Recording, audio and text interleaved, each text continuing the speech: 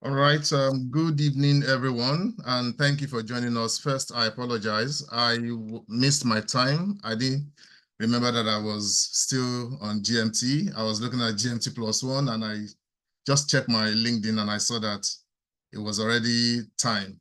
Apologies, please, for those that have been waiting. Thank you for joining. We've been preparing for this for close to 2 months now, or if not more than. Just to help people who are writing or preparing to write CISSP. And I thought it would be good, instead of going through many online posts, it would be good to gather people who have written it and that can share their experience. And I reached out to 5 speakers, and they were generous to accept the invitation to come share their story. So what we'll be discussing tonight is around 5 key areas. Basically, what worked for them, what didn't work, and what they think people who want to write CISSP should be careful about. And it is just to help you to write it the first time and pass the exam. If you pass it the first time, you are fine. You will not have to worry again. So first, I think we need to do introduction. And again, this is a recorded session with information that you are comfortable with, because we will share it online, and I'm sure that a lot of people will be looking forward to getting guidance from this session. So we will introduce ourselves. I think I have 4 of our speakers. Yeah, I think I have 4 of our speakers already. So we will just take turn to introduce ourselves, and then once I see the other 2 people, I would call on them. So first, let me just share, because some of you probably have seen CSMG for the first time. CSMG is Cybersecurity Mentoring Group. It's a group I started sometime in 2023, and basically is to provide guidance and mentoring to people who want to come into cybersecurity. Because I've seen that a lot of people want to do cyber, but they don't exactly know where to start cyber. So I came up with a group, LinkedIn, just inviting people to talk about their experience and their journey in cybersecurity. And we've actually grown. This week, we celebrated 2,000 members of the group, and inviting professionals, experienced professionals, to come talk about cybersecurity and advise people who want to do cyber. So we will kick off by letting our speakers take turn to introduce themselves. I think Adewale is on the call, but said he's on the road. If Kemi is ready, if Harrison is ready, anyone can take the mic, and then let's meet you before we get into the gist. Feel free to start, Kemi. Oh yeah, okay. Please go ahead, Harrison. Where I come from, I think I like to respect the ladies first rule. So please feel free to start. That's a gentleman. All right then. Thank you, Harrison. So as you know, I'm Kemi. I'm not sure how you want this to go, but I think in terms of introducing myself, I would start with my experience, and probably if you have a particular question you want me to answer in terms of all that there is about me, then I'll go ahead and do that. So my experience is in the business process improvement area side of things. I'm an internal audit manager, and my experience is in financial services industry. I've always loved to be an IT auditor, but things keep dragging me and keeping me in the business process space. I think I've always poked my nose into the working papers of IT auditors, and that's me basically. I have about 15 years audit experience in total. I'll stop there unless you want me to say anything more. That's fair. That's fair. That's okay. Harrison, the Oh, gentleman. right. Yes, thanks so much. Nice to hear that, Kemi. Basically, I am an information security analyst at Vika PLC. I have about 12 years of experience generally in IT. I have a BSc in computer science, a master's in information and communication technology, and a master's in cloud and network security. I'm a cybersecurity analyst, and for me, it's not just a practice, it's like a religion. So I live it, dream it, eat it, and that's it. So basically, I also have severe understanding of Microsoft 365's environment and Microsoft suite of tools from on-premise to hybrid architectures. So that's a bit about myself. Thank you. I think I saw Adewale. I don't know if Adewale is okay to introduce. Hi, can you hear me? Yes. Okay, I'll introduce myself. Currently on a road trip, but I should be home in like 30 minutes, so I'll be able to talk much better then. Okay. So I'm Adeife. And I started my India at Ernst & Young, Nigeria. A certified information security manager, and also I also have my CISSP. Basically, I'm in cybersecurity, and I love what I do in GRC. I'm so much in love with GRC, and so yeah, that's one part I'm contributing my best to in cybersecurity. So good to be here. I have a lot to share, and I can't wait to share with everyone. Thank you. All right. Please stay safe. I know you're on your way home. Please stay safe. We will be waiting when you are fully ready to join us. All right. I think I can move on to I think Lanre and Nola are the other two speakers that are waiting for. But let's go on. So Kemi and Harrison will do us that honor of speaking more now. So the way I've structured this is that I want us to look at really 5 areas. Sorry, I'm trying to admit also as I'm directing, so pardon me. So there are 5 areas we want to talk about. We want to talk about the why CISSP, and then we want to talk about this strategy, the turning point when you know, okay, I'm ready, I can go face this beast, and then what are the warnings, and then the resources. So all of our questions and conversation will be around these areas. And again, since we have only 2 of you now, take your time as much as possible to get us motivated, and how that journey started for you to think that CISSP is a nest for you. Again, some of you probably already have CISM, and then you decide that CISSP, I must have it. What's about it? All right, so let me just go to my next slide, and then we'll pick up the motivation aspect. So I will go from Harrison, then I'll come to Kemi. If Wale is able to join, he will then speak, and that's how we will go around the room. So Harrison, what exactly is behind this CISSP? Why CISSP? All right, thank you very much for the question. Apparently, I had several options of progressing my career, you know, from migrating from Nigeria to the UK to study for a master's in cloud and network security.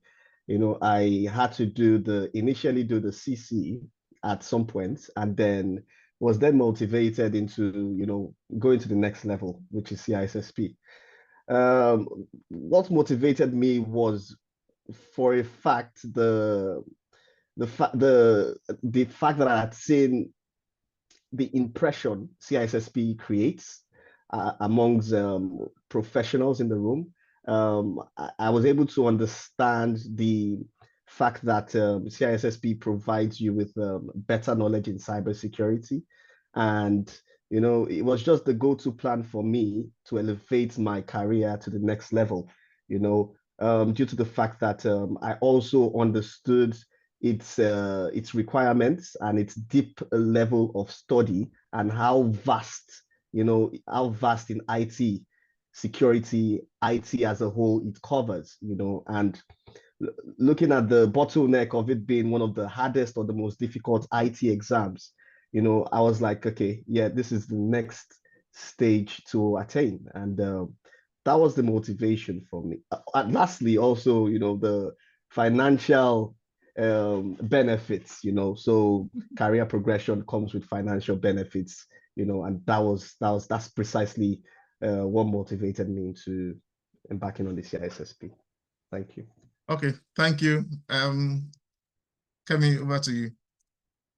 Thank you. So for me, three things. I would say first, personal interest. The second reason was to make me do my day job well. And then the third reason, which was actually the final show, was I would say my children. So first off, I've always loved to be an IT auditor, which was the reason I wrote CISA back in 2006. But though I got promised that, oh, if you can pass it, then we'll move you to IT audit.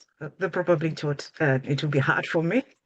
But I passed it because I was interested. I remember looking up things a lot and doing a lot of research. I passed it at a time, but well, depending on where I was each time, there were lots of regulatory issues in the business space. And I like to say I'm good at what I do. So I'm always there. So personal interest kept me going, even though I never really got into it. I would offer to go into walkthroughs with them. I would offer to write paperwork that the IT audit coordinator would look at, and if he's happy, he would pass it. If not, he will let the IT guys do the finishing touches to it. So personal interest was always high. And then second reason, my job, even though I do business processes, it's the controls that I look at, the risk and controls are always having handshakes with IT sort of risk and controls. For many years, especially when I moved to the UK, I was working in banks and asset management companies. And we all know that IT is an enabler of everything we do in the office. So you're always at some point looking at IT related controls. So I would get IT people to do it, but as an in charge, I need to be happy that what the IT people have done, they have actually helped me to test the risk I'm after. And the box come back to me when my bosses ask me, so how are you happy about this? So I wanted to understand what the IT people are doing a lot more. They have this way of speaking when they're with their IT stakeholders, which was usually above my head, and I wanted to get past that. So that was the second reason. And the most important reason that got me to say, this last December, I am writing this exam, my children. So I started having a rethink about doing a kind of job that would give me a lot of flexibility at work. And the way I see things, I may be wrong, but I feel if I have that IT skills, I would be able to command a lot of flexibility at work, the work options that I go after. I needed to be around my kids a lot. I also need, even if I'm not around, then I want the work to be so flexible that I can plan it around my kids. And I felt, okay, maybe IT, though saturated at the moment, maybe it's the way to go. Plus, things are looking like it's harder to find the kind of job that you like because even business auditors these days, you just have to have some basic IT skills, even in the way you do your manual processes and all of that. So I decided I would take my time and just write the exam. And that was what I did. It was tough doing it, but I remember most nights when I wake up and I just didn't feel like reading at all. The book is massive, like over 1,000 pages, and there were two of them. I would just remember my daughters and I came to do this, get up and do it. And that was what got me through most nights. That was how I covered the book. So yeah, those were my motivations. Yeah.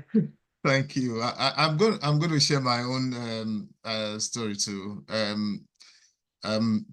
Because we didn't have all of the people that we want to listen to, so I will just also share my own experience.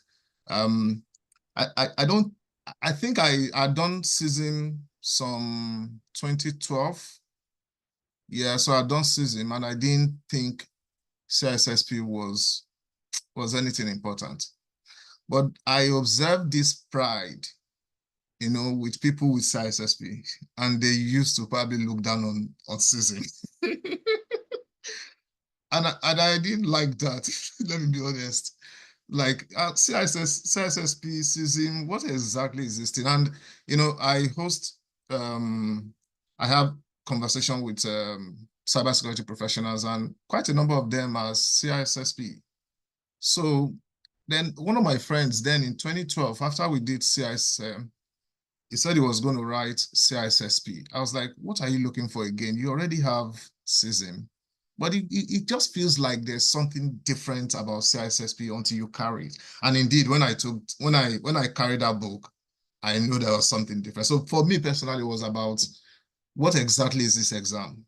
There was no pressure. So it wasn't that my job required me to have it, but it's just some personal curiosity. And again, I was kind of bored and I was looking for something to read. So CISSP was like, okay, since they say it's difficult, yeah, let me try myself on this difficult one. Well, thank you. I'll go to the next question, which is, the next question is around strategy. Hi, can you hear me? Yes, okay. Sorry, Wale. Okay. Okay, let me just, I still have some bandwidth to talk. Please, so I just go ahead. talk about my motivation, right? I think for me, CISSP was just clearly, and I held myself to a standard. Immediately I was 2 years in cybersecurity. I held myself to a standard that I must pass a certification every year. So, so on my third year, I got my season. On my fourth year, I wanted to get my CISSP, right? And I knew CISSP was hard. But why? One of the reasons why I wanted to get my CISSP also was because I wanted to solidify the technical knowledge I knew.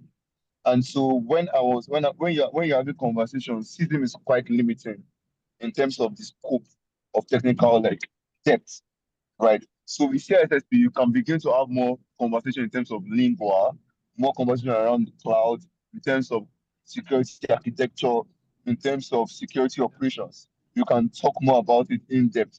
You can measure those processes. And if you are like me, who does risk management in depth, right? Or who also has to do security for developers, DevOps, and all of those things, right? CISSP just gives you that ground knowledge where you can go in depth. And one of my motivation was also one of my clients when I used to consult for Bank of Industry. This guy was just coming to cybersecurity. He was previously internal control for years. Don't know anything about cybersecurity, but he had CISSP, he had CISSP, he had everything, and he passed everything all within 2 years. So it took all those classifications like academics, like he was reading like he wanted to pass exams. And I was like, if someone like this can pass, me, that have been in this field for 3 years, no, I'll put in the work. So it took a lot of crazy work. When I come to strategy, I'll talk in depth about my strategy. My strategy was a crazy strategy. Okay. But the idea still remains that even though I will not lie, there's something fitting about having a certification. Your first 2 months, it will be shocking you. Like you'll be like, yeah, I have it. But after that, it just becomes the normal part of you. You can just add it to your. Yeah. But I think the CISSP is one certification that when you pass, you can now talk to yourself and say, yes, I'm a cybersecurity for sure. Right? It just gives you a different type of confidence. And I think having that confidence in your career early enough can give you enough wealth to strive for more and more things. So I think that was just my strategy. Thank you. Thank you, Adewale and Harrison and Kemi for sharing the motivation aspect. So we'll go into the strategy aspect, and probably we'll pick up with Kemi. And what we're trying to understand here is that reading, people have different strategy of in which they put into reading. Some people prefer to go to library, some will stay online, some will stay alone in the night, in the morning.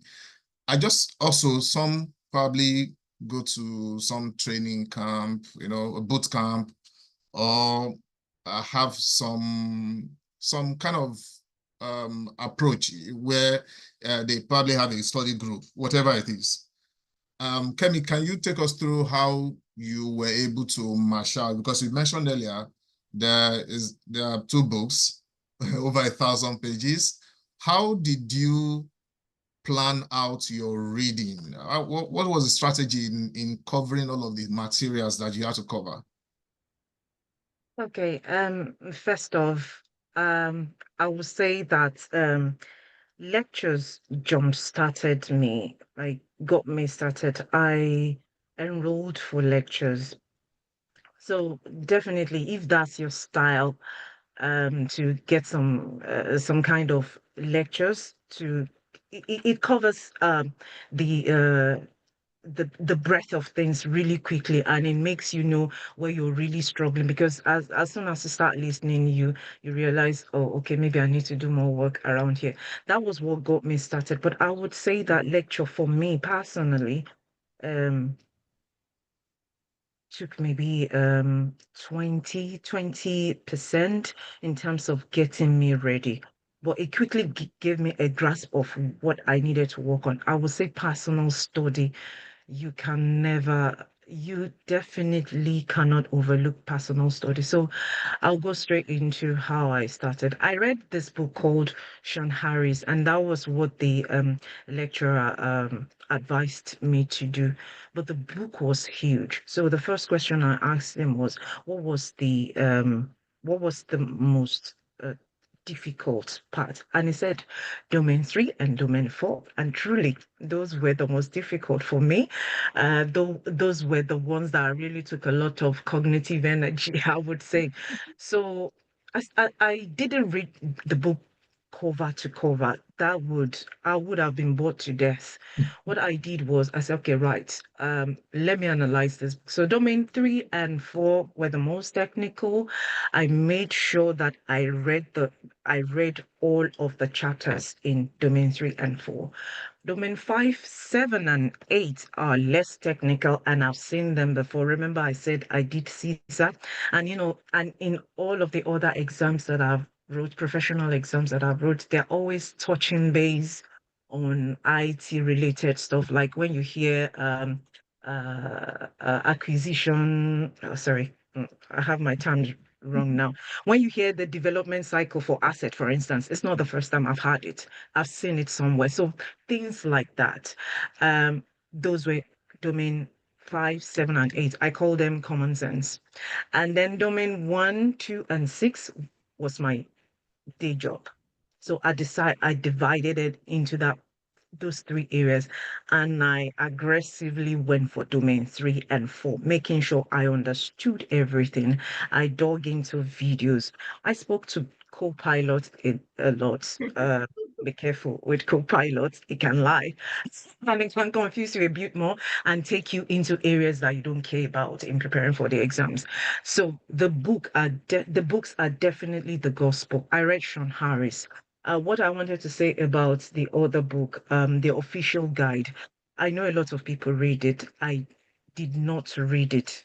But if you, I would say that if you have the grace to, it's important to read it. This is how I cover the official guide. I made sure all of the questions that is set for that book, that I read them. I mean, I ransacked every question that had to do with that book. And I know that they have past questions. I didn't use their past question, but what is it called? Yeah, Lenzy app mirrors exactly what is in the official guide. And I told myself I would not go into that exam center without covering all of the questions in Lenzy app. Over 2,000 of them. I think there were about 2,003 of them. I made sure I made sure that I looked at each of the questions and I understood the questions that I got correct. I made sure I know why. Maybe my thought process was right, or they answered it in another way, and we arrived at the same question. Sorry, at the same answer. And the ones I missed, I tried to see why I did miss it. One big thing I want to say about Sean Harris is that it's a nice book. The guy, the people that wrote the book, they have this humorous way of writing, and it keeps you going. But I think there are some things that are missing in Sean Harris that are in the exam outline that are not in there. And I discovered those concepts when I started practicing question. So that's the only reservation about Sean Harris. But for somebody who is very new to cybersecurity or new to all of those terms, I would say Sean Harris is an easier to read book rather than I tried reading the official guide. I said, no, not me. I think I'll just do the questions. And then from then on, in terms of doing research, I I looked at things that confused me. Another good thing that I think helped me was I did summaries.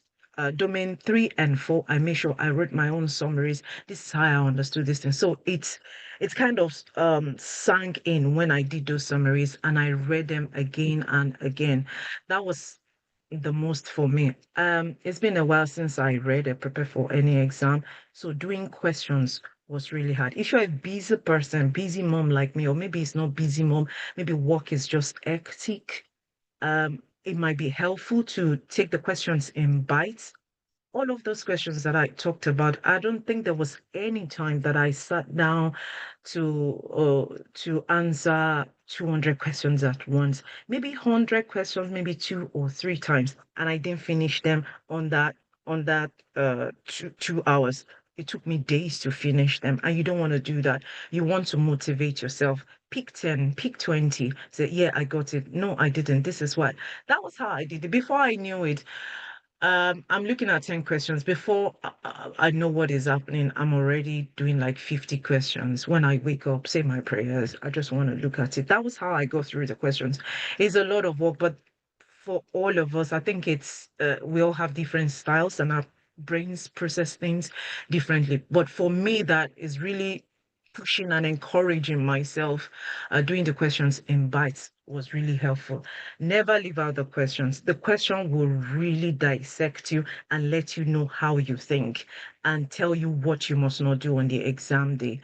And on the D day, um, as we all know, they are scenario-based questions. I will first of all read the requirements, scan through. I don't sit on it, I just scan through. In the last bit, it will say, so what is blah, blah, blah, or choose so and so. I'll quickly look at that, and then I'll look at the options. I don't stay there. Then I start reading the big story. Before I finish reading the story, I would have canceled out at least 2 options. Then I'll think about the remaining 2, and then the answer you will figure out the answer if you read. I think you will. I'll stop there. All right, thank you. Harrison, tell us your strategy. Wow, that's thanks for the question, and really, really great to hear your story, Kemi. Apparently, I would, without a doubt, start by saying, okay, so the way I arranged for CISSP was via my company. Now, in my company, it's the team is not, they're not like security driven or security orientated in that sense. And I was just newly employed to the company, and I embodied security. So apparently I was like, okay, so the way to go for me would be CISSP. And then because we have so it's like it's a global conglomerate, and then they have about 52 subsidiaries around the world. And not within any subsidiary is there any cybersecurity analyst. So IT is centralized to the headquarters in Germany, so everything is centralized from Germany in that sense. So apparently, I subscribed to the course via the official CISSP website, and which then provided me 2 ways of subscribing. I paid for the peace of mind exam, and which comes with 2 attempts because of the fear of the entire knowledge base and failure as well, And I also subscribed for the self-study plan that comes along with the certification. So the self-study plan, when I first delved into it, it was adaptive learning. So the learning actually comes via understanding your concept, or it works with how you understand the concepts in CISSP, the domains in CISSP. So definitely I was first hit with the security and risk management, which happens to be the largest aspect of the domains, about 16% of the entire CBK comprise, or the entire questions would be queried from that domain. So upon delving into there, I started to meet complex technical terms that were not really broken down in that self-study training or training guide.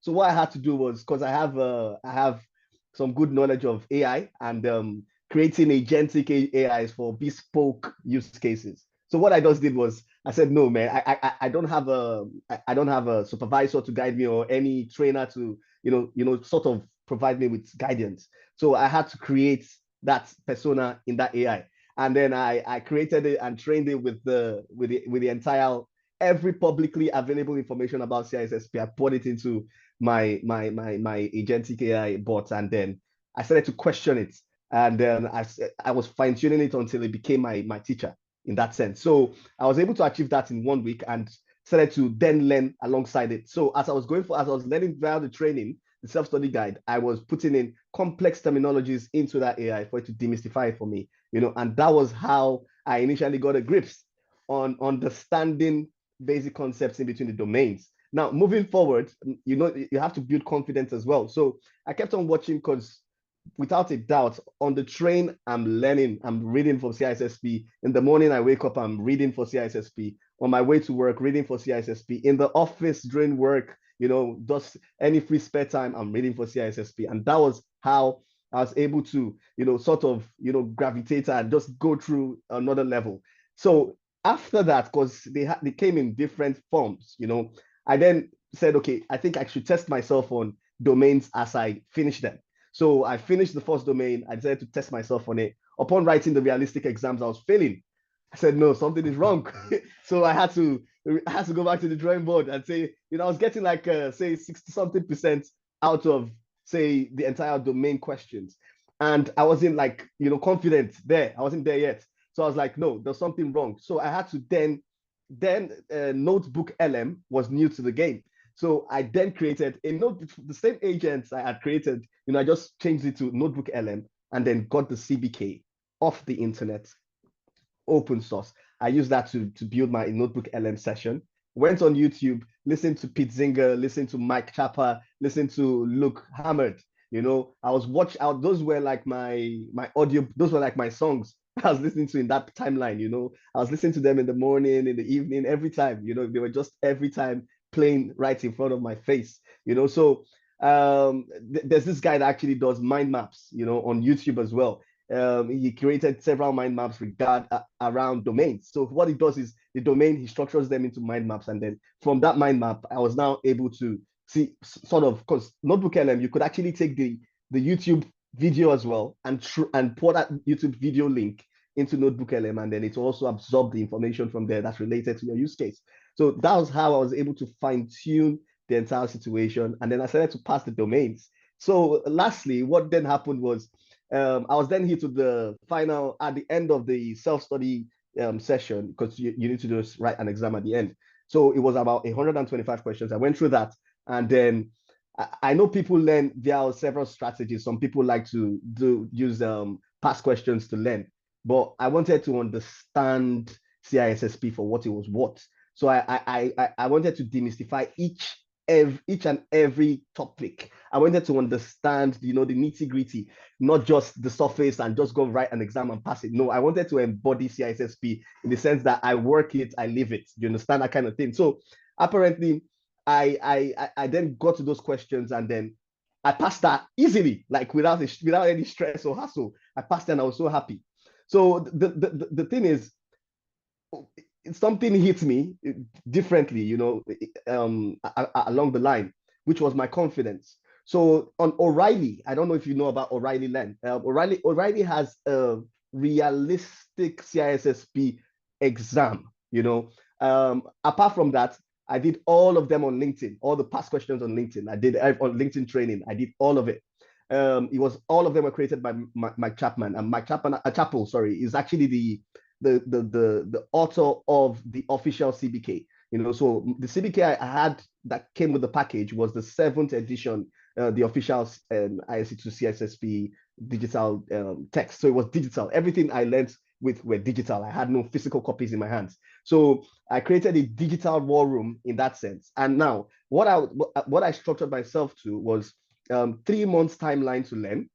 So 3 months timeline in a 6 months period. So 6 months, but in between the entire time together accumulated would have aggregated 3 months, that kind of thing. So I gave myself a target of writing the exam 6 months. And then in that sense, that's how, you know, I studied entirely for CISSP. And believe me, it was really, really a lot of study time. And that's it. Thank you. All right, we will still talk. You mentioned agentic and all of those things. You are scaring everybody. But yeah, thanks for sharing that. And I also believe that you will still share more on that on those strategy. But if I may ask, and for the sake of people that are listening, can you talk about the peace of mind? You said you bought that peace of mind. Can you talk about it?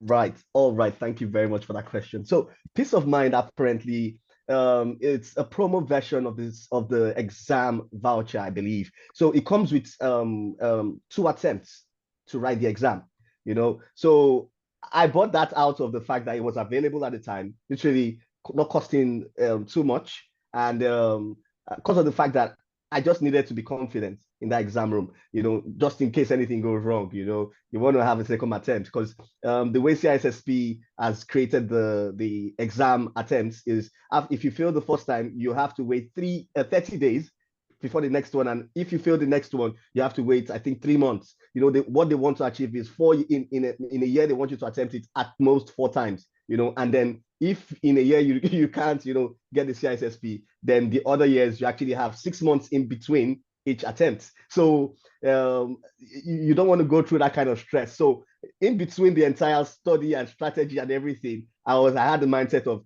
yo, you have to go in there, do it once and do it right and get out of that place, you know, head tall and with your CISSP. So peace of mind comes with 2 attempts, and that's what it is. Thanks a bunch.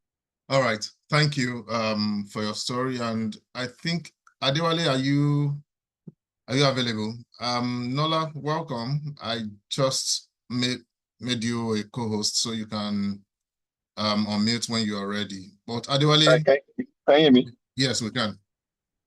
Okay, so I think my own strategy was I'll call it a military program. I honestly just had to run a military program because I'm not going to waste almost $700 on an exam and not pass, or more than that, sir. So for me, it was just basically I first learned with visuals before having to do with like text materials, right? So I first took the Top Peterson course on Udemy, right? And in taking those courses, you notice that Top Peterson has what we call like mid mid easy practice test, mid practice test, and also hard and even complex. So that I took the course for about 2-3 months, right? And then started taking the practice test, right? And while taking the course,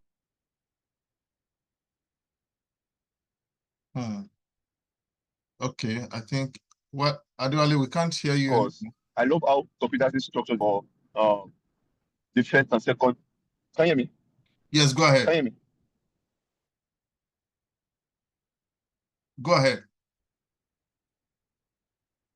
Okay.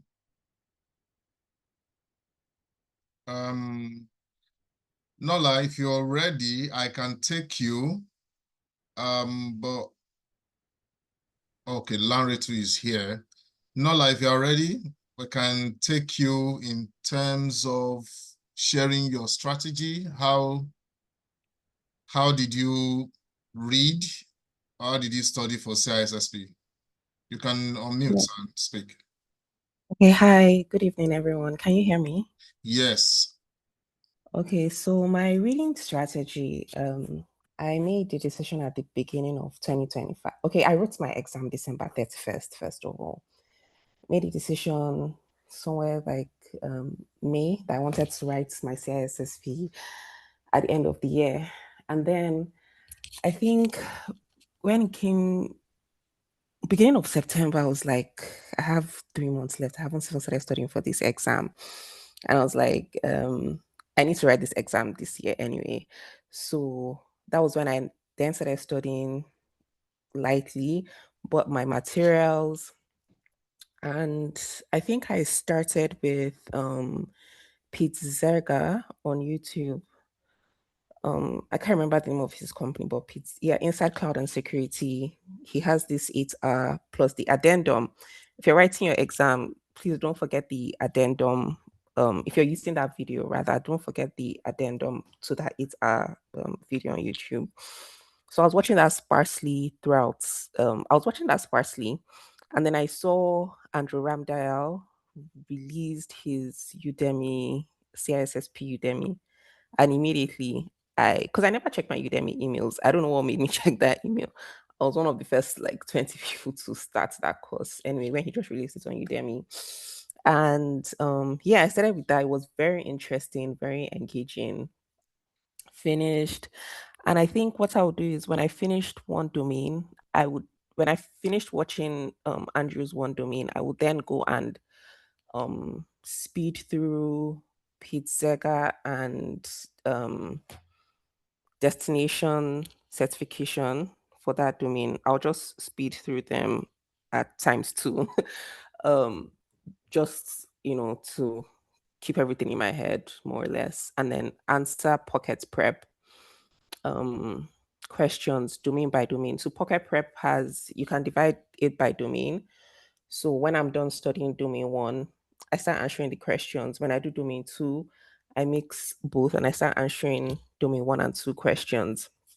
And I like pocket prep, although it's not close to the exam. I like it because for me personally, I think it helps with retention. It helps me with my Sec Plus, and it helped a great deal with CISSP prep. I went through the questions, the 1,000 questions 2 times. So that's about 2,000 questions. And then I took a break in between because I was I was kind of getting distracted anyway. And then I decided to lock in for like the end of December. I booked my exam, I think December 8th, and I booked it for December 31st. And I also had a bit of downtime at work. So my advice is, just look for anytime you have any downtime, 1 month or 2 months downtime, and then just lock in. I would read everywhere, play videos on my way to work, listen. I would, once I'm back from work, if I'm making my dinner, I'm listening to videos. Anything I was doing, I was always listening to something, right?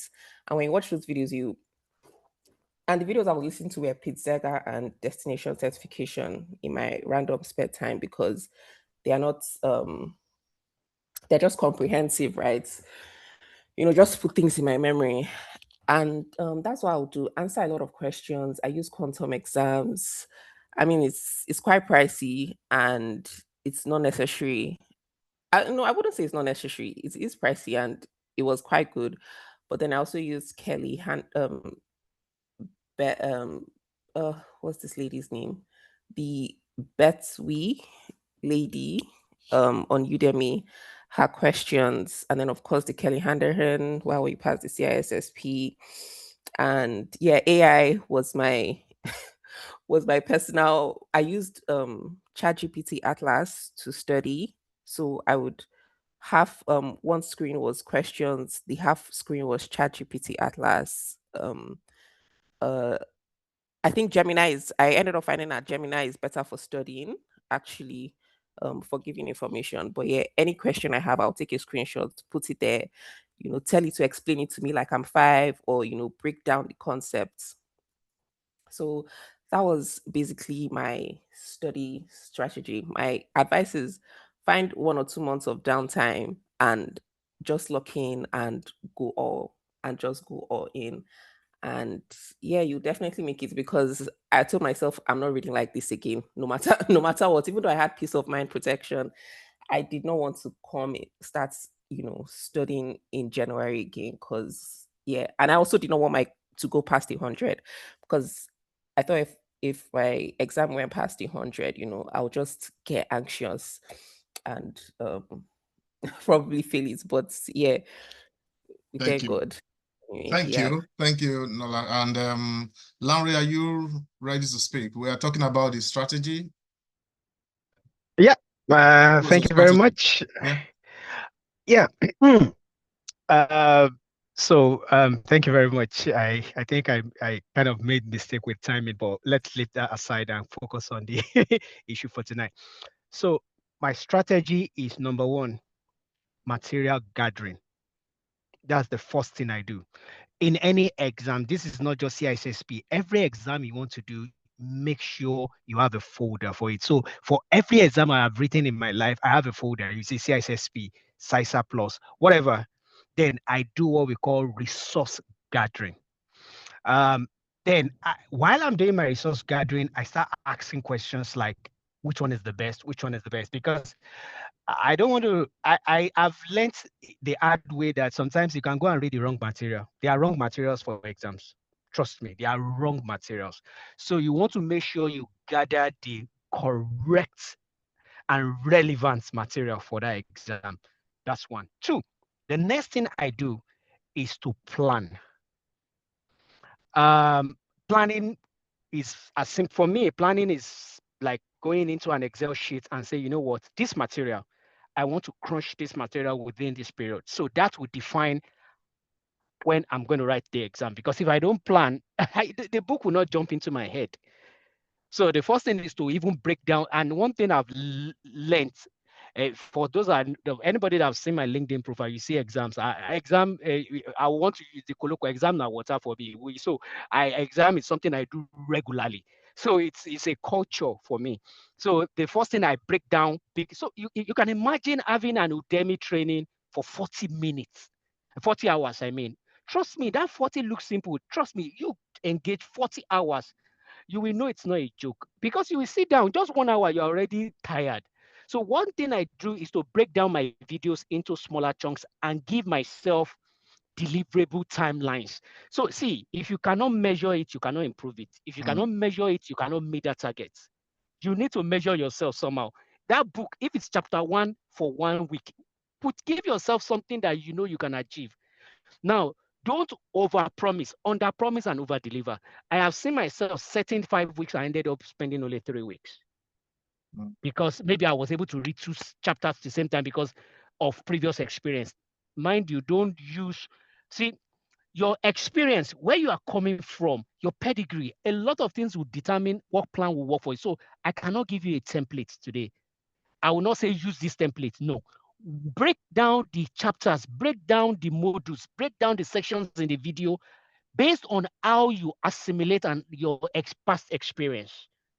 This works for me, might not work for you exactly the way I would say, but make sure that you fit things into how you are able to quickly, move with those things. That's so I've mentioned material gathering, planning strategy, and also another strategy I always have is that I try to have a what we call a something partner. It's someone that I can always they call it responsibility partner or something. Yeah. There's something accountability partner or accountability group. I remember I joined a group school, and it's a popular group.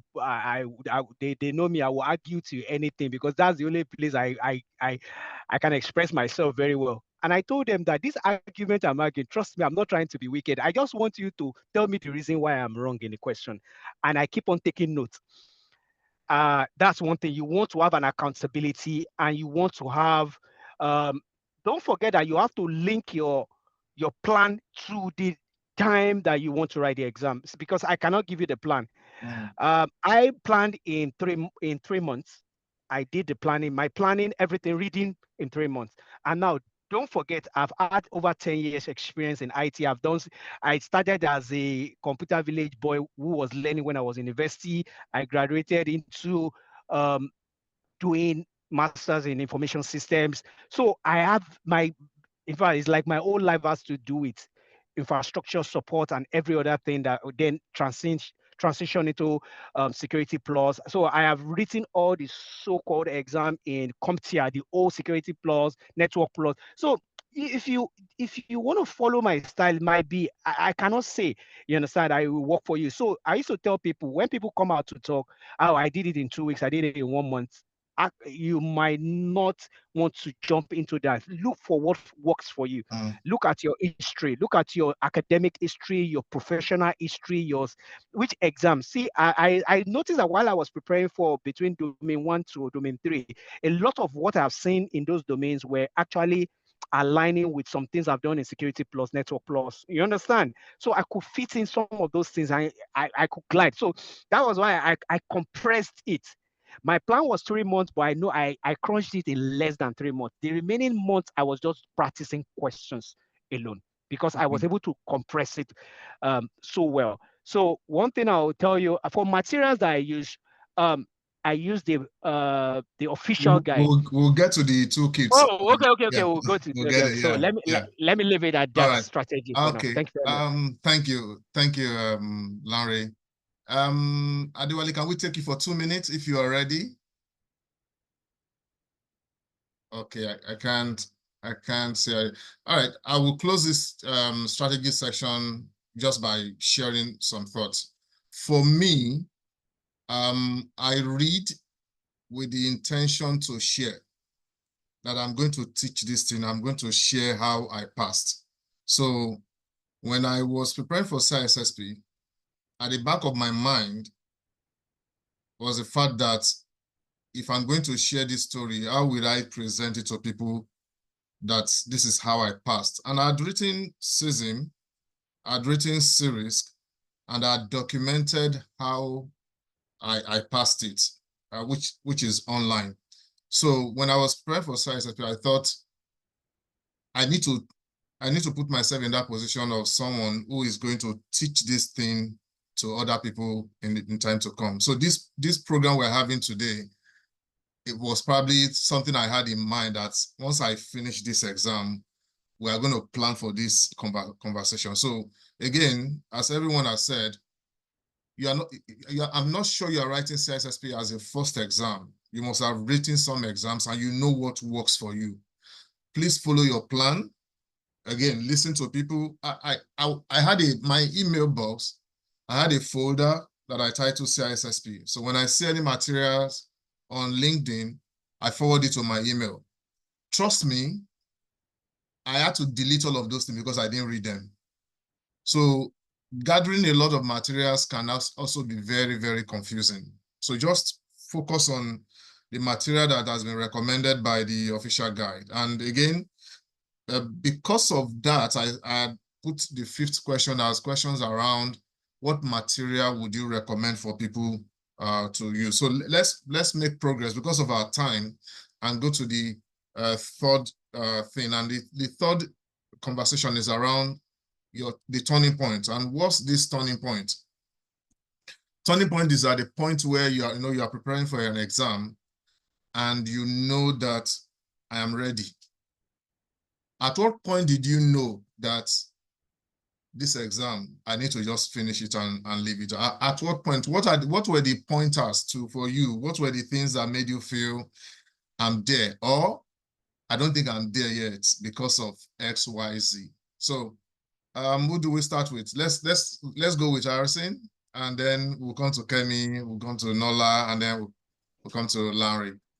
And if Wale is there, Wale will come in. Thank you very much, Wale. What points did I realize that I was ready for this exam? That's a very, very, very interesting question. Well, the points where I started to map the entire domains and interconnect them together, and then tie them to the work I do in the office. When I was able to practicalize what I was already learning. Where I was able to tie in, say, on because CISSP just provides you with the kind of knowledge base that makes you demystify and break down security. So when I was able to understand administrative, technical, or differentiate administrative, technical, and physical controls, then tie that into understanding the entire confidential CIA triad along with the new added to authenticity and non-repudiation. You see, when I was able to understand the entire concepts and tie them together, and then understand the difference between integrity for real, because I had been in cybersecurity for years, but you see, integrity, proving it and understanding it for what it was worth. So you see, and then started writing past questions and just seamlessly passing them. At that point in time, I joined the same group Lanre was in, although it was 2 days to my exam. So Lanre, shout out, man. So I joined that group out of just out of fear, but apparently joined the session where they were going through like a past question session, and then I started to educate in the room, and that's when I said, yeah, I think I'm ready, So that's exactly what it was. All right, thank you. Who do I call up here? I said Kemi. Kemi, are you? At what point did you know it's time? Let me go finish this thing. It's a bit of a weird one. When I was studying for the exam, the idea I do things in a bit of a. I try to perfect my stuff before before the go live day. So I told myself I'm gonna finish all of my materials, and then I'll make sure I'm getting 90% steady before I book the exam. But that was not happening quickly enough. Steady, I would get 60. My turning point was when I started getting 70%. I never really scored above that, but I know why I was missing it. I always beat myself and say, oh, that silly mistake. And I kept noting I shouldn't do this. I shouldn't do this. I shouldn't do this. I should notice that. I never really got 80, maybe once in a while when I pick 10 questions or 20. But when I start picking 50 and things like that, there's always some things that trip me off. Turning point. Each time I get 60, there is this calm that comes to me and say, you're gonna pass it. You know why you missed this one. And it was consistent. And at some point, a particular deadline kept getting really registered in my mind. Book this exam for this particular day. Like I think Nola was saying that you need to look for a downtime. I think one of the reasons that they was registering was because, with kids, all sort of things come up. They choose to get sick when you have an exam. And that date registered because of a lot of things. Book it for this day. You're going to be fine. But I was quite reluctant to do that. Again, I would say turning point. When I really felt in my spirit that I'm going to pass this exam. Fine, I wasn't hitting it. I would say, realistically speaking, I had finished reading the books. I had done my summaries. The concept had really sunk in my notorious domain 3 and 4. I really understood things. I think all those things about protocols and standard, I really understood what I was doing.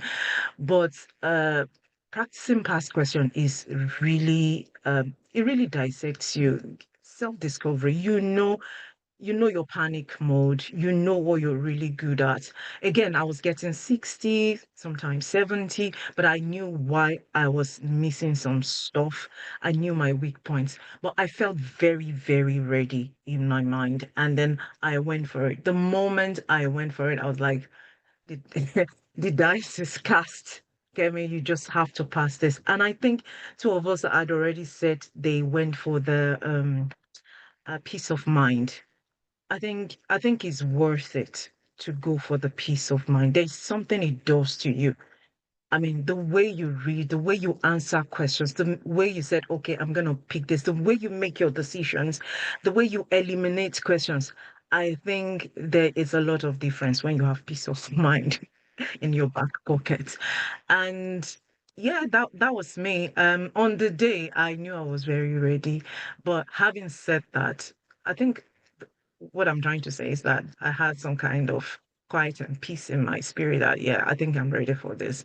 But having said that, you cannot underestimate the need to prepare. So I think I have not confused people with what I said. Again, I think it goes to personality. There is a way we prepare, there is a way we react to things, and you think, oh, yeah, I can do this. For me, it was that quiet confidence that I think I've covered all tracks. I think the only thing that is left is maybe the need to be overconfident, which was not necessary. The world of cybersecurity is full of all sorts. What I think it would do to me if I had not gone in at that time, I think fear would have set in. And you see a lot of things when you read up all these Reddit threads.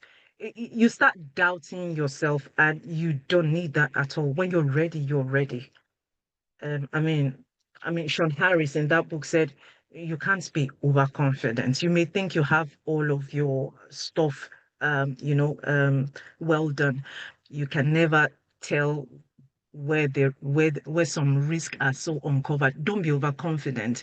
Once you have ticked all the boxes, you've done the planning, you've ticked everything, and you feel ready, just go for it. For me, I felt ready, Thank and you. I went for it. Thank you. Okay.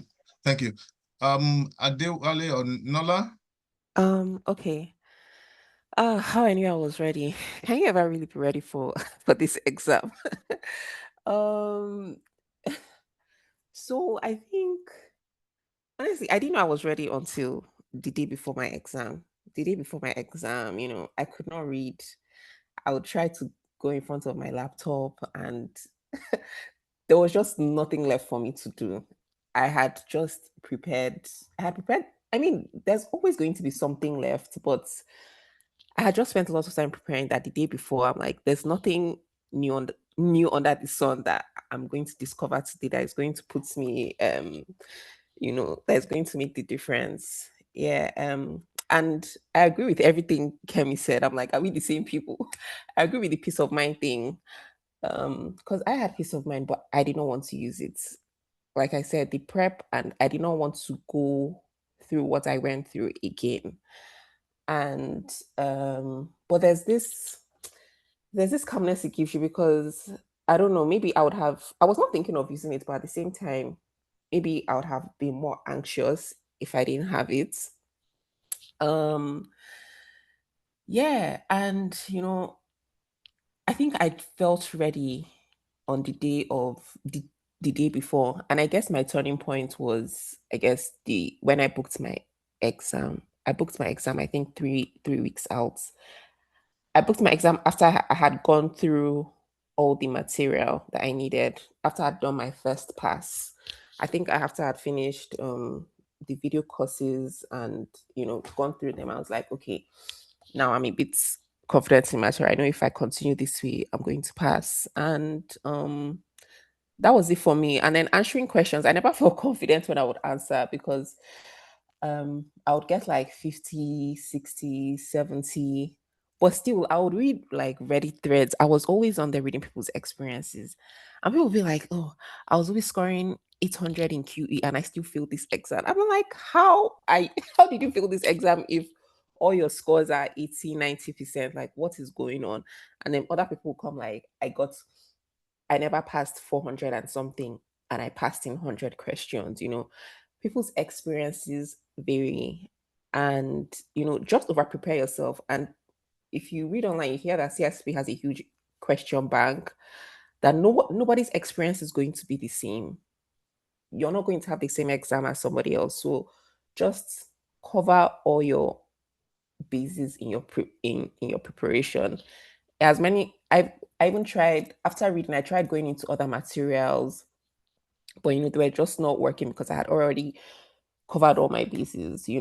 Just do that, go hard, and yeah, when you're tired of reading, I guess that is when you know you're ready. All So right. yeah. Thank you, Nola.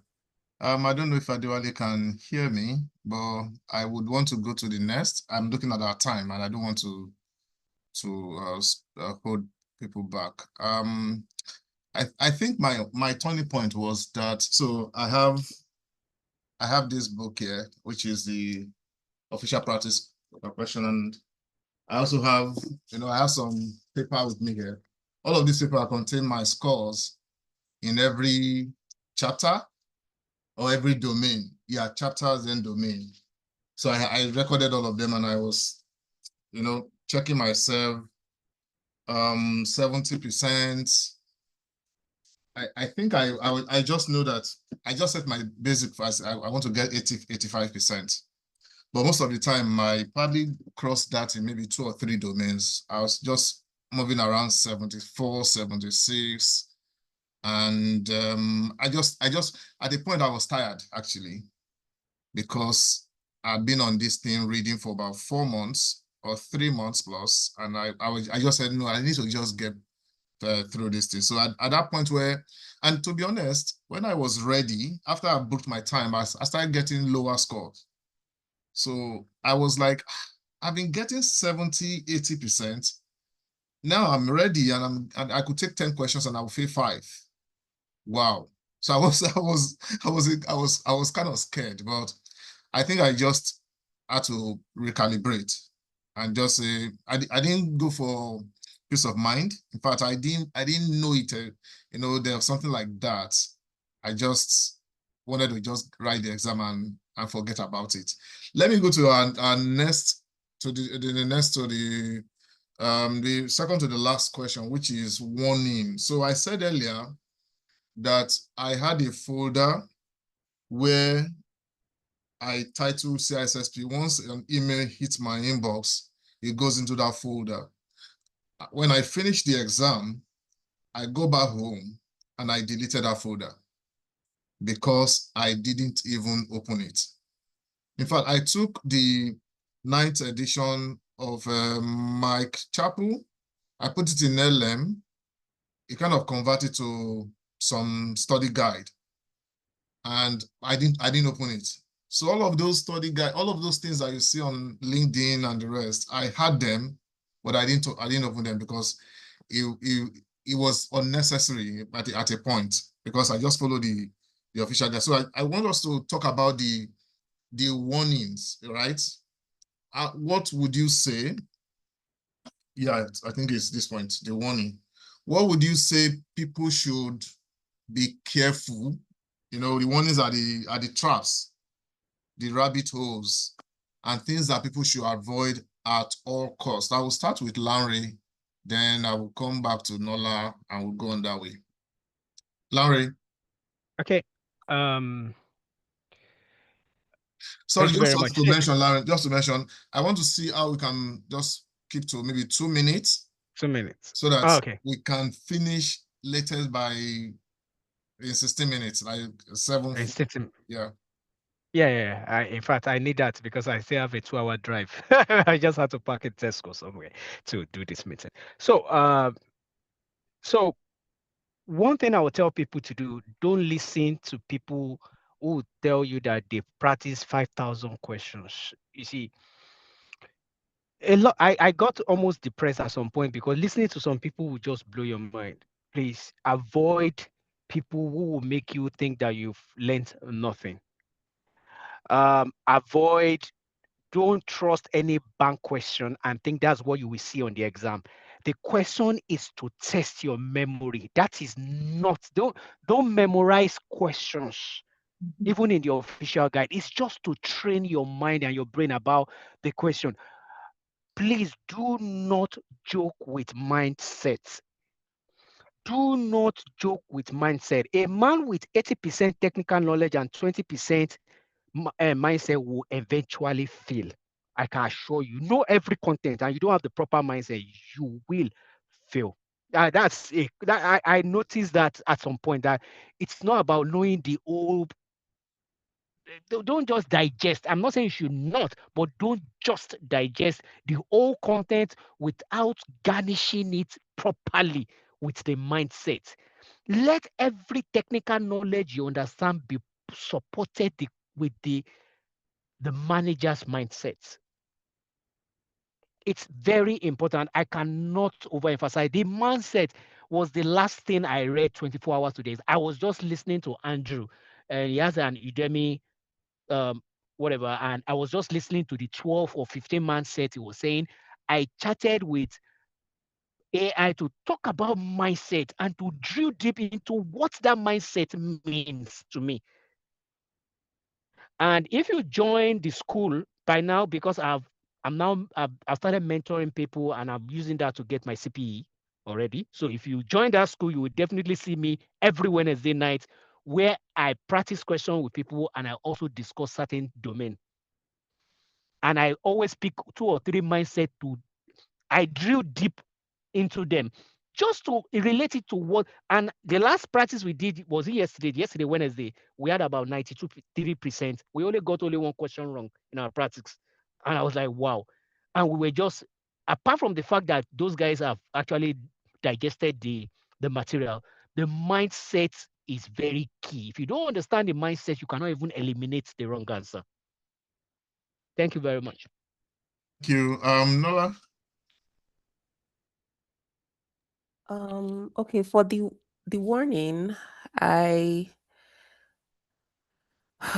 so people that are not technical, right, may skip like the technical stuff. So I would say learn your protocols, I can't remember which domain it is. But yeah, learn those, and there are a lot of steps, especially CISSP likes, what's this called? Is it analysis or something? Like there are a lot of steps, all those steps for this, and learn them. Don't think, oh, this thing is not going to come out, this thing is not going to come out. You don't know what is going to come out in the exam. And if anybody told you, oh, I saw this in the exam, well, it may not come out in your own exam. So yeah, and like Clary said, mindset, everything you apply, mindsets. I don't know if anyone can remember, there's something that starts with A that is do an analysis, risk analysis. Yeah, CISSP loves a risk analysis. I don't know why, but if you're not sure and there's risk analysis there, go for risk analysis or something. But please don't quote me on that. So please just yeah, but risk analysis usually comes first and then everything else follows. Always know the procedure, and also always look at who is solving the issue. Is it the manager? Is it the technician? Just because they said think like a mindset, that doesn't mean think like a manager. That doesn't mean like no answer will be technical, right? So always look at who the question is pointing to and what is the question asking of you. Is it from the CEO, the manager, the clients, or whatever? Just read carefully. Yeah. All right, thank you. Is it Harrison or Kemi? Okay, let me just go then. So apparently, what I'll talk about. Okay, what you should not do is don't go in there with just your technical mindset. Like Larry said, mindset is the core aspect of this exam. You need to go in with a managerial mindset. You need to think from a vast perspective, not from a narrow, siloed perspective. You have to ensure that whatever you're implementing covers the entire organization rather than just one system. So you look at the coverage of your mindset. You have to ensure that you are thinking for all, not just for one. So the Please Do Check Act, ensure that you understand the processes for every security alignment. The most important thing as a cybersecurity analyst is due diligence and due care. Don't forget that. It's very important. It is a core part of what you need to remember. The mindset forms, if everything works together to form that mindset, you understand? And then because each domain has a mindset to understand. So I would say for asset security, you must remember the critical life cycle of an asset. You understand? Stuff like that. Do not just solely rely on one material. Ensure you focus on a wide range of study guides. So in the sense that you should not just use one medium, don't just use books, also watch YouTube videos, also try your possible best to see how you can, more like broaden your scope And I think with that, you should be good to go. I think for me, Yeah. most importantly, don't second guess yourself. If you have prepared very well, the answer you choose is probably the best. But if you start second guessing, that's when the big problem comes in. And then never skip an area. All of the domains are related, even if it's your day job. Remember, at the beginning of this discussion, I said that domain 1, 2, and most part of 6 were probably my day job. I had a very humbling experience. It's different in every exam. Even if you have written it, even if you have written some other technical exams, things things are a bit different in every exam, and the perspective that each exam, the approach that each exam takes to same terminology may vary slightly. So make sure that you do not skip, because that could be the tipping point. That could be what will determine whether you would go 100 or go the whole 175 or come back again, God forbid. So it's important that you don't skip an area. Those are the two things that jumps at me. And be careful of answers that jump at you straight away. Read the whole context and read all of the options before you choose that obvious one. Be mindful of tripping questions. For me, the way my brain works, the questions that are always in the negative, the ones like not, that has key words with not or least, they are the ones I'm most careful about. And I found those very helpful in helping me to choose correctly and make the right decisions. All right, thank you. I don't know if Adewale is there, but I'll just share before I go to the last question. So for me, at a point, I was making some little mistakes. Like Kemi said, when the question jumps at you, just pause. Sometimes you read, and when you're reading, you already know the answer. But there's probably some words that you need to know, that you just need to take note of. And if you don't take note of those words, you will pick maybe the second best answer. So just be patient, right? Be patient to read the question very well, and then analyze the answer. I think this man, Pete, has one elimination method called READ. And I came across that acronyms, and I think I like the way he went about it. So you can look at, I think you can, when we get to resources, we'll be able to talk about that. Then when you make up your mind about a question and you select it, please go ahead. Don't bother. Just forget about that question, because there's no point. You can't go back. And thinking about it, you probably can get destabilized. So once you pick your answer, just move on and focus on the one before you. All right, our last question is about toolkits and resources. And so someone said earlier that you shouldn't go and be reading the wrong resources. And that's why it's important that you know exactly the materials to follow. So I would let me start from Nola.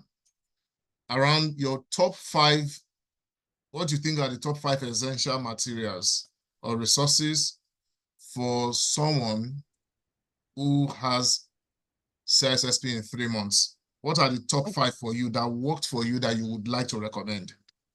Okay, first of all, Andrew Ramdial, definitely, because I finished his course. His course is very engaging. Yeah, he can be long-winded, but everything just stuck. Pete Zega and Destination Security. I think I'll group them. Their YouTube videos. Pete Zega's 8-hour and Destination Mind Maps playlist.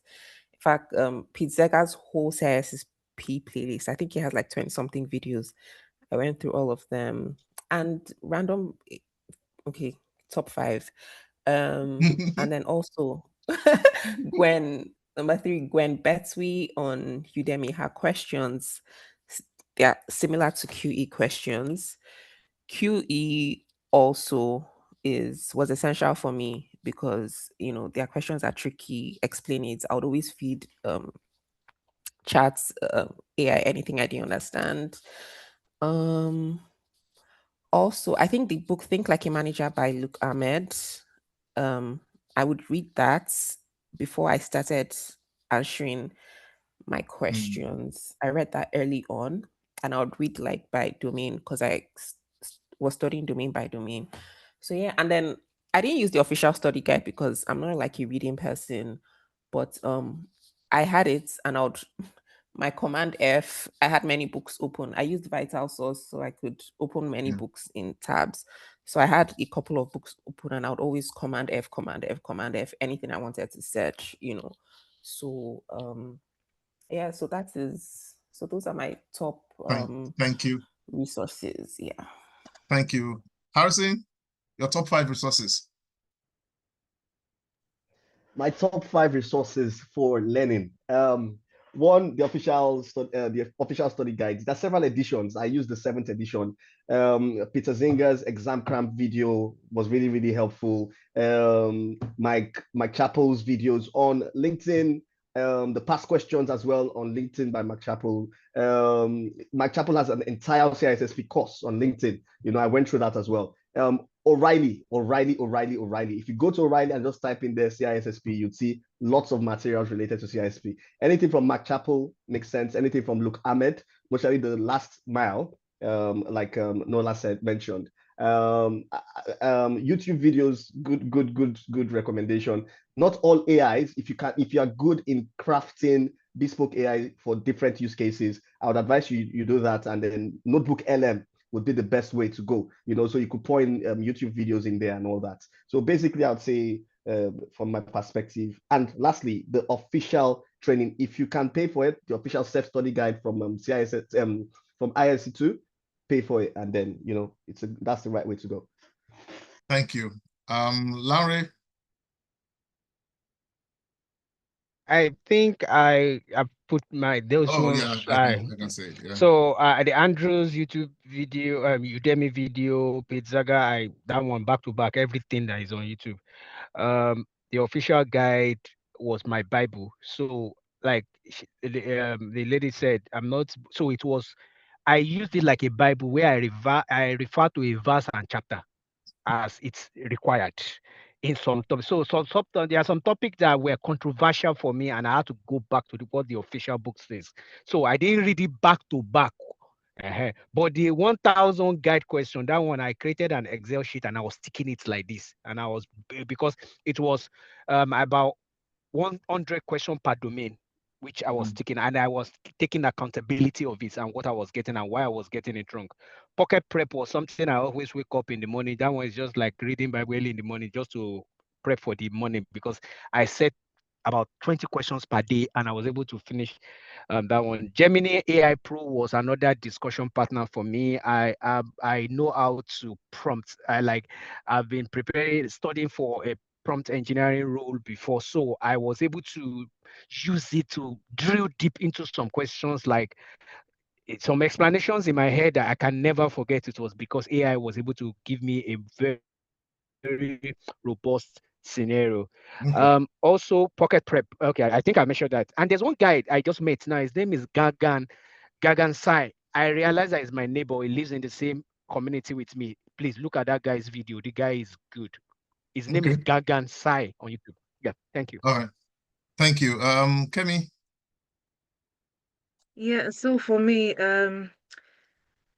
it's the textbook.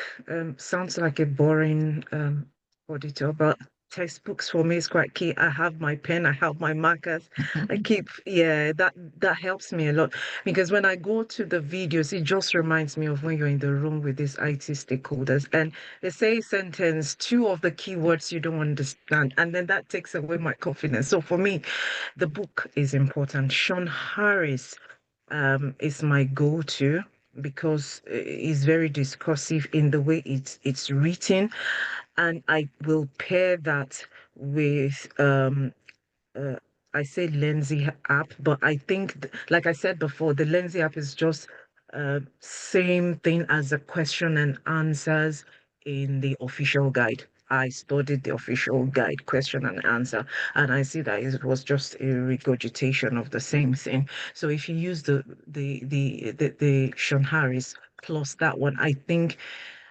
it's good. Co-pilot was my friend. Again, be careful. And I don't know much about AI.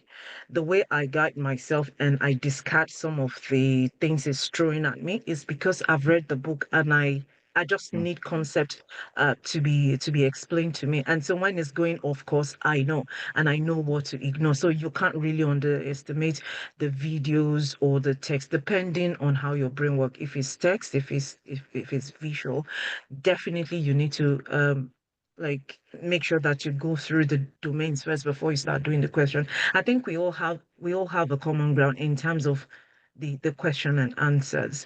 You need to read the question and answers, the one that work for you. It's also important to know the limitations of this question and answer, so you know where they are good at and where they are not. I think those are the things for me. Thank you. Read the text Thank and you. the questions. Yeah.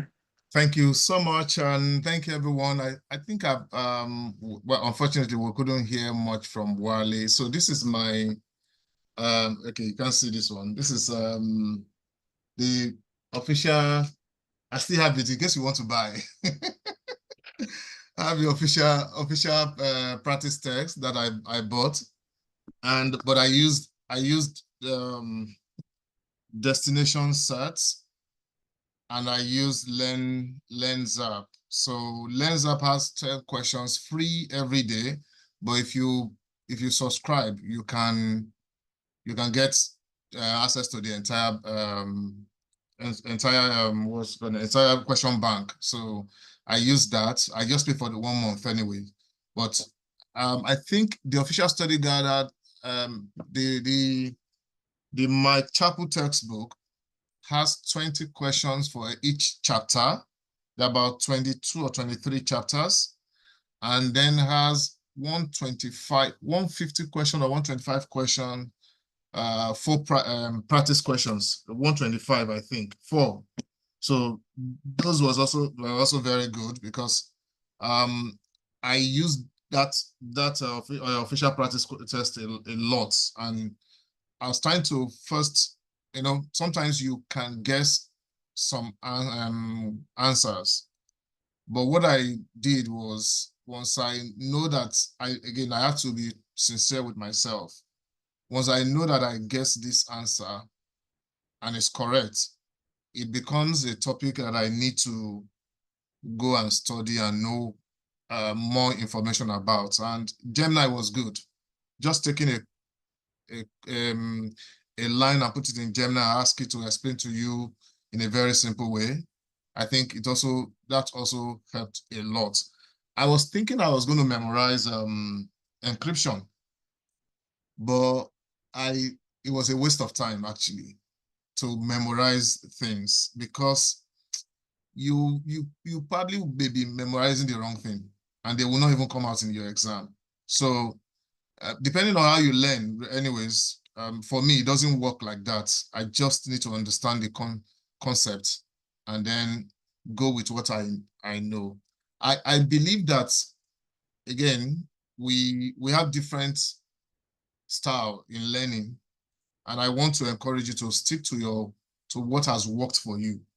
All of us here have shared things that you can pick from, but ultimately, go with your style, but just take the lessons from what individuals have shared.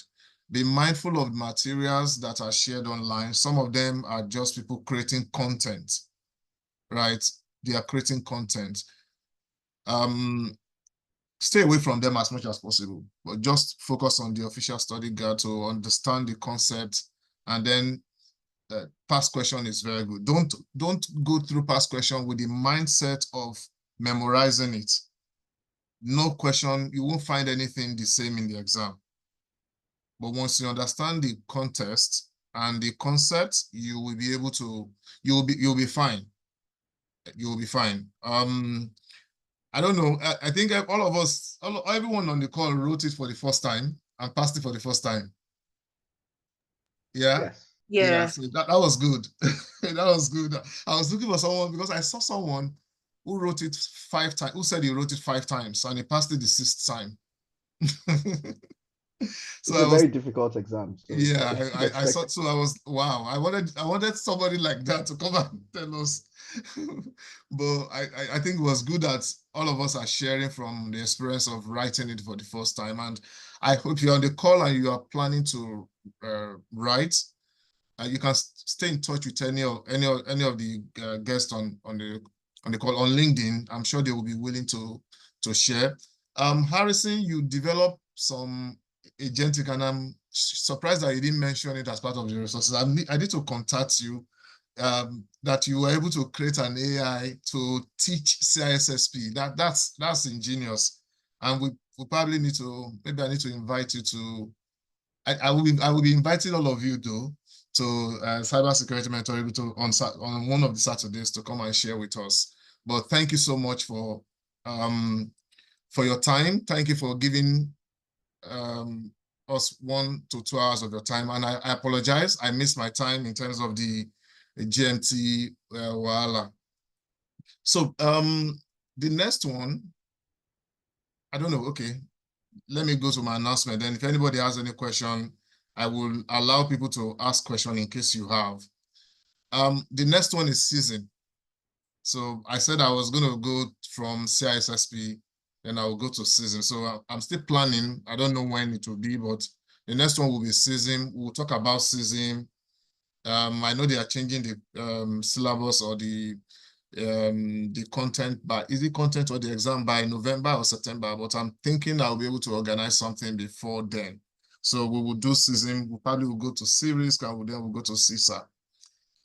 If you are joining us for the first time, the Cybersecurity Mentoring Room is it's a platform where we are helping people transition into cyber, and also those in cyber to grow. So we share, we learn, and we connect with professionals. On Saturdays, I think two Saturdays in a month, I invite experienced professionals to come and share about their journey, either a chat or they make a presentation on a topic. In April, we are having Building Proofs. Building Proofs is a masterclass for cybersecurity projects. There are quite a number of people that are in cyber, but they haven't really done the system element of cyber. So we want to create that opportunity where people can actually, install a server and then deploy SIEM and all of those things. Harden SIEM, harden is an OS, and then assess the OS and incident response, and then risk assessment. So we will be kicking off in April. We currently have about 79. The last time I checked this morning, we have 79 people that have applied. And we will close it by this weekend and then start communicating with people to get ready for the exam. So for the masterclass, it runs for 2 months. It's a combination of theory for 1 hour, but 5 hours practical. So if you have registered, make sure that your system can run on, VMs can run on your system, because you will need it. Thank you so much, Kemi. Thank you. I appreciate. I'll chat to you when I put up your the program on my status. One of your ex-colleagues reached out and said, "Oh, where did you know Kemi from?" So I'll chat to you.